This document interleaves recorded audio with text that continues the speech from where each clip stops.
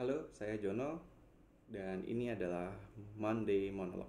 Seperti biasa, setiap hari Senin saya akan post video di mana di dalam video tersebut saya akan berbicara tentang topik yang relate dengan kehidupan saya dan juga lingkungan saya yang mungkin juga relate dan kehidupan dari teman-teman semua.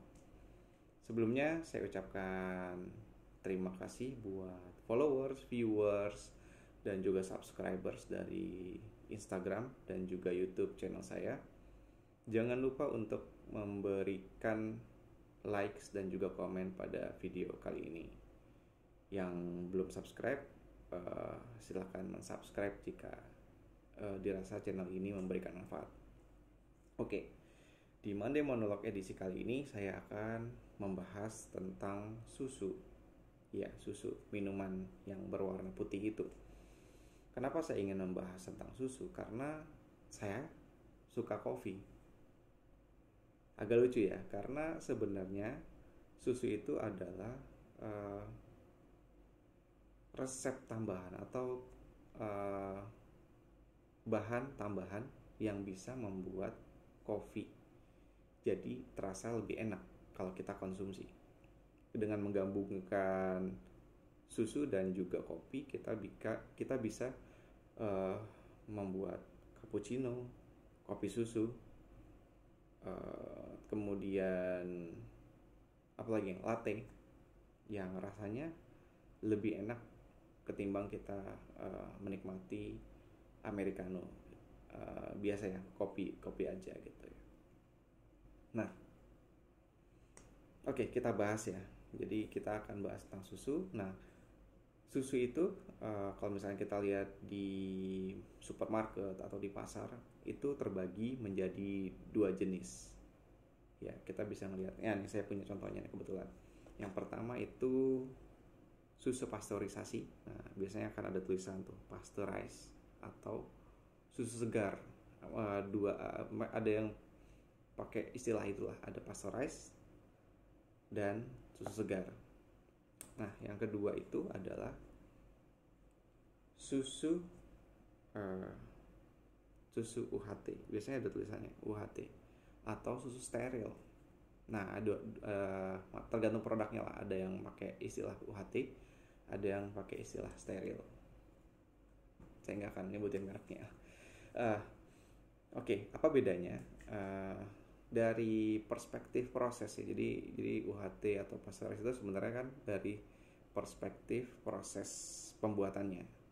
Nah, kita gali lagi satu persatu ya. Jadi untuk yang pasteurisasi atau pasteurize itu prosesnya dari susu mentah, susu ya raw milk gitu ya, susu langsung dari sapi diproses dengan dipanaskan di suhu di bawah 100. Yang pasteurize jadi di bawah 100, suhunya rendah lah bisa dibilang, kita sebut rendah, selama 15 detik sampai 30 menit. Nah, itu tergantung metodenya. Metodenya juga beragam. Yang pasteurisasi itu beragam. Nah, yang nemuin metodenya ini si Louis Pasteur. Nah, itu beragam tuh. Jadi suhunya rendah, kemudian prosesnya lama, relatif lebih lama dibandingin dengan si UHT. Nah, yang UHT atau ultra high temperature ini diproses dengan suhu yang lebih tinggi, di atas 100. Kalau misalkan air mendidih itu 100, nah ini di atas 100. Mungkin, nah metode juga macam-macam, ada yang 110, 115, 120 gitu ya. Kemudian waktunya lebih singkat, cuma 2 detik gitu ya. Nah, ya itu perbedaan metodenya. Nah, selain perbedaan proses itu, apa sih perbedaan lain? Nah, itu kita akan bahas lagi, kita bagi lagi jadi 3 kriteria. Yang pertama saya akan bahas dari sisi supply chain. Yang kedua dari sisi rasa. Yang ketiga dari sisi harga. Nah, kita bahas satu persatu lagi nih perbandingannya. Dari sisi supply chain. Nah, tadi kan kita udah tahu ya, kalau susu susu apa susu UHT itu diproses dengan suhu yang lebih tinggi. Nah, dengan diproses lebih tinggi dengan suhu lebih tinggi ini, jadinya dia lebih awet. Nah, makanya kalau misalnya kita lihat di salah satu produk susu UHT itu, expired date-nya bisa lama sekali, bisa 1 tahun.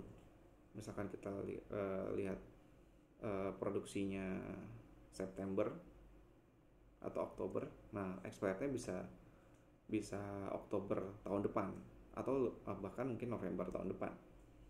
Nah, itu lebih lama. Dan penyimpanannya pun dia bisa di tempat yang bersuhu ruangan, nggak harus di refrigerator atau lemari pendingin. Nah, jadi buat produsen atau distributor akan lebih mudah nih buat mendistribusikan si UHT ini. Sementara itu kalau misalkan si susu pasteurisasi atau susu segar, yang biasa disebut produknya susu segar, itu lebih bisa dibilang lebih ringkih lah, lebih ringkih, quote and quote ringkih ya, karena dia harus disimpan di dalam kulkas dan juga masa expirednya lebih singkat ya, umumnya 1 bulan sampai 2 bulan lah maksimal. Itu berbeda tergantung si produk yang dijual. Nah, dengan kondisi seperti itu ya pastinya si supplier atau si distributor akan lebih sulit.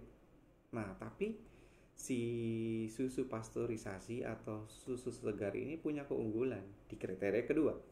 Di kriteria kedua yaitu tentang rasa.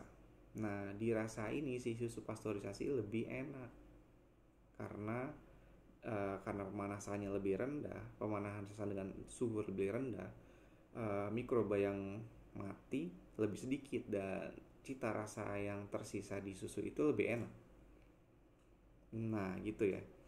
Jadi makanya kalau misalkan kita lihat di kopi, di toko-toko kopi lah, di ya kayak di Starbucks, di Kopi Kenangan, Janji Jiwa dan seterusnya, itu bisa saya pastikan ya, yang saya lihat nggak ada tuh yang pakai UHT. Tapi kalau misalkan ada yang pakai UHT, boleh di mention di komen ini. Oke, kita lanjut lagi. Tadi rasanya lebih enak ya, lebih enak yang fresh atau yang si pasteurisasi itu. Berarti satu-satu nih kondisinya ya. Si pasteurisasi menang 1 kriteria, si UHT menang 1 kriteria. Nah, dari kriteria yang ketiga itu tentang harga. Pastinya mana yang lebih murah, mana yang lebih mahal? Bisa tebak? Ya, yang lebih mahal adalah susu pasteurisasi. Dia udah diprosesnya lama, distribusinya susah, tapi harga lebih mahal gitu. Karena apa? Karena rasanya lebih enak. Nah, makanya si toko-toko kopi itu juga merelakan harga lebih mahal, tapi buat ngejar si rasa itu, dia mau invest refrigerator, karena susu pasteurisasi kan harus disimpan di refrigerator, nggak bisa disimpan di suhu ruangan kayak gitu. Nah, menurut teman-teman mana nih yang lebih baik, susu UHT atau susu pasteurisasi? Kalau saya ya sesuai kondisi aja. Nah, kalau misalkan teman-teman punya pendapat, silahkan beri komen di video ini ya. Oke, mungkin saya bisa akhiri Monday Monologue edisi kali ini. Thank you teman-teman. Sampai ketemu di Monday Monologue edisi berikutnya.